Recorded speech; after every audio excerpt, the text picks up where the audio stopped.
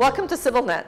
My guest is Professor Taner Akçam, who is holder of the Armenian Genocide Studies Chair at Clark University in Massachusetts. And it is fair to say that Professor Akçam is either the pioneer or one of the few who began the study of genocide and did so using Turkish archives, using Turkish resources, and has tried to put the issue of genocide studies and the Armenian genocide generally on the world stage as a matter that is bigger than just one that is studied by Armenians and Turks. Professor Akçam, thank you for being with us. Oh, thank you very much for having me in your program. Taner, obviously the reason that we wanted to talk to you now is because of the New York Times, International Herald Tribune editorial that ran with your signature about a week ago, and it was called Turkey's Human Rights Hypocrisy. You know, this is something that you've talked about for a long time, and I think the Davutoglu foreign policy, the Erdogan foreign policy, has kind of brought this to light, and now is doing this so much more in the light of Turkish policy regarding Syria. And that seems to be the catalyst that drove you to write this piece in the first place. Yes, it is true, but we have to also really acknowledge that there is a categorical change in Turkish foreign policy.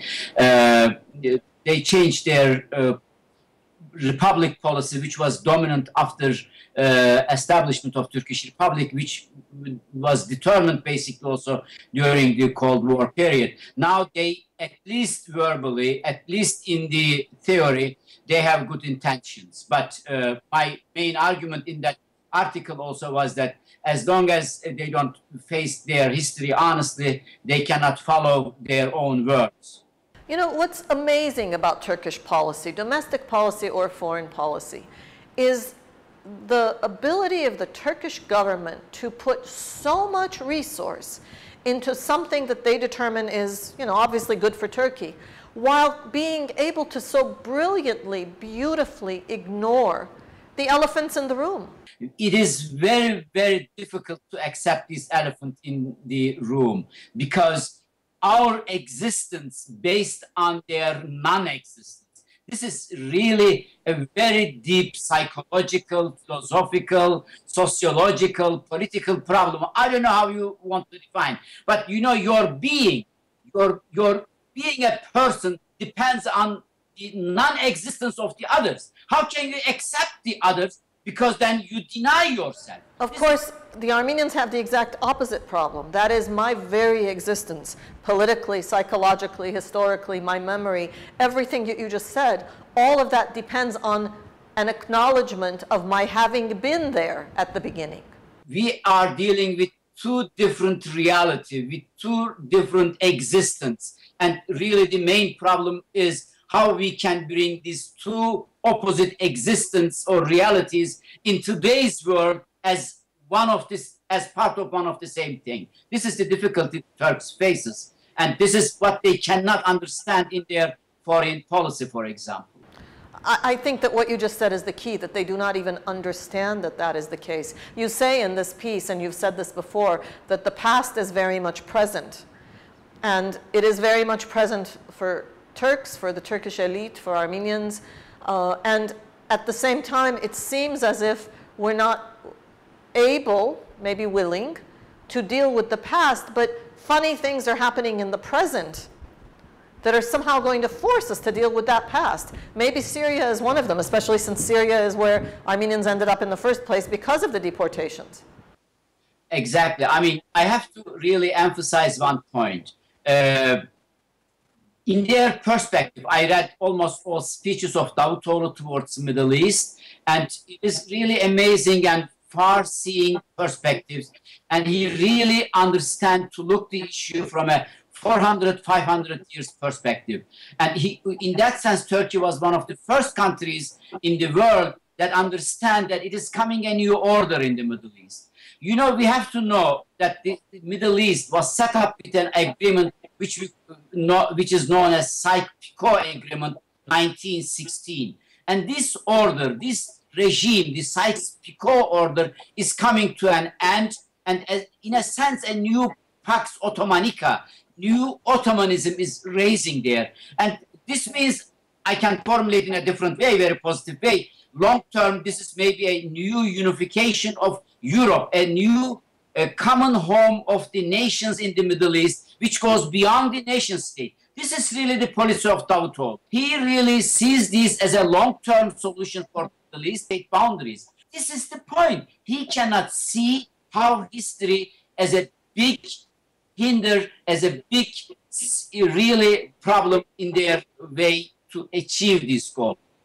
The reason is, I think, their own problem with their own identities.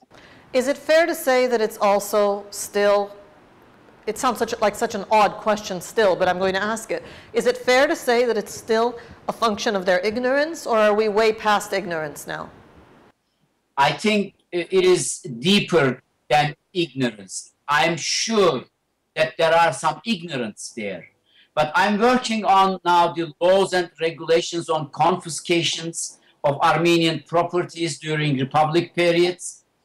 I am amazed how well organized they are. I'm amazed how they know the details of the problems, because the entire society sits today on the non-existence of this reality. Let's assume, I give always a simple example, Sal. Let's assume that 1915 was not a genocide. Let's assume that Ottoman government sent Armenians all to California to a better place. But today, still the entire society sits on the wealth and properties of this nation. We eradicate a nation in order to be able to establish our own nation. And when we accept this reality, then we have to really start to thinking to give something back. Because we are still, whether it's genocide or not, sitting on this Armenian wealth, on this Armenian national existence and culture, which was accumulated over centuries. And if you accept this, then you have to ask the question, so what? Now how you give it back, how you rectify it, how you correct it? I think this is the major problem. It is in that sense such an annoying issue for us. We don't want to be reminded. I think this is the main problem. It's not the ignorance. And more that reminding is being done from within Turkey by Turks who are not just studying what is today the remains in Anatolia, but also understanding the direct connection between today and 100 years ago.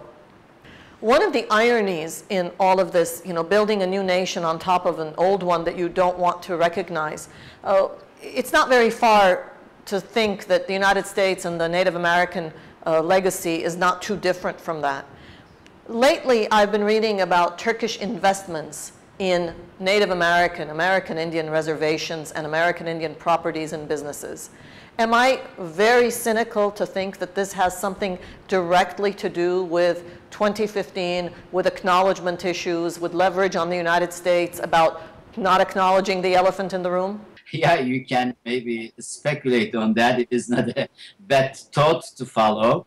But indeed, this could maybe, the American example can be a good example for Turks and Turkey. At least here in the United States, you can openly talk and discuss these issues. You see, solving of the problem is not so difficult. Maybe from that perspective, it might be a useful connection. Because if Turkey starts at least talking on this reality as a fact, then maybe the solution would be more easier than they thought.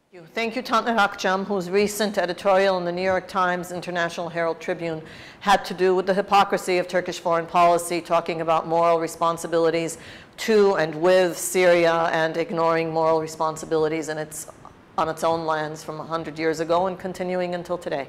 We've been speaking with Professor Taner Akçam of Clark University in Massachusetts.